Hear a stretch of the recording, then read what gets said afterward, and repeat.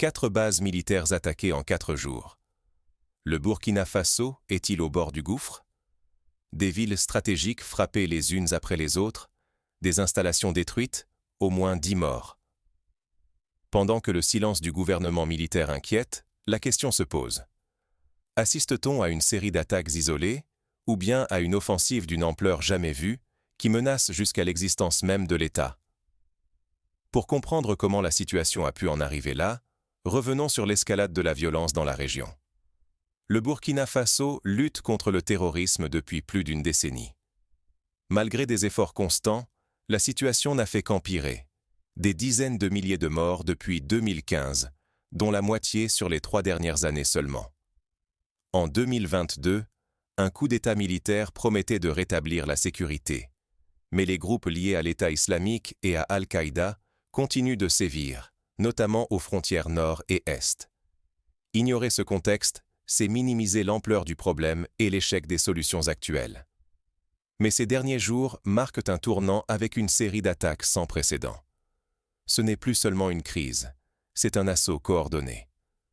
Tout commence jeudi dans l'est du Burkina Faso. 10 morts, les assaillants restent sur place des heures. Samedi, à Titao dans le nord, une base militaire est littéralement rayée de la carte, pendant qu'à Toundjari, toujours à l'est, plusieurs officiers sont tués. Dimanche, nouvel assaut à Naré, installation endommagée, bilan officiel flou, mais sur les réseaux sociaux, on parle de nombreuses victimes. Ces attaques frappent les zones frontalières, connues pour être des couloirs terroristes.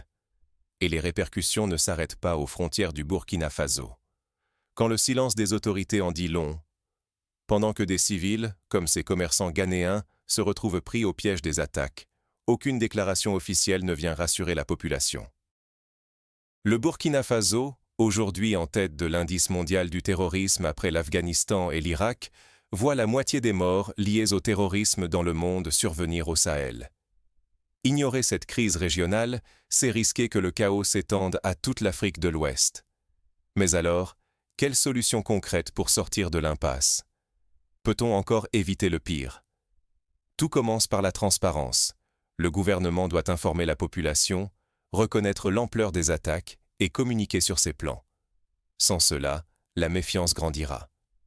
Ensuite, renforcer la coopération régionale est vital, car aucun pays du Sahel ne peut affronter seul une telle menace.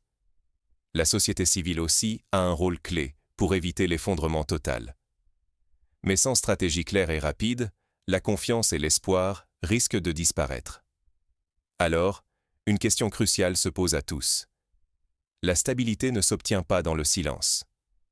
Aujourd'hui, l'enjeu dépasse de simples attaques.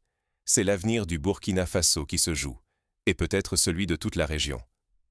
L'inaction, c'est offrir aux groupes armés la possibilité de réécrire l'histoire à coups de violence et de peur. Chacun de nous porte une part de responsabilité, que ce soit en exigeant la vérité, en soutenant les victimes, ou en refusant de détourner le regard. Rester vigilant, c'est refuser que l'obscurité s'installe durablement. La question est claire. Jusqu'où laisserons-nous aller les choses?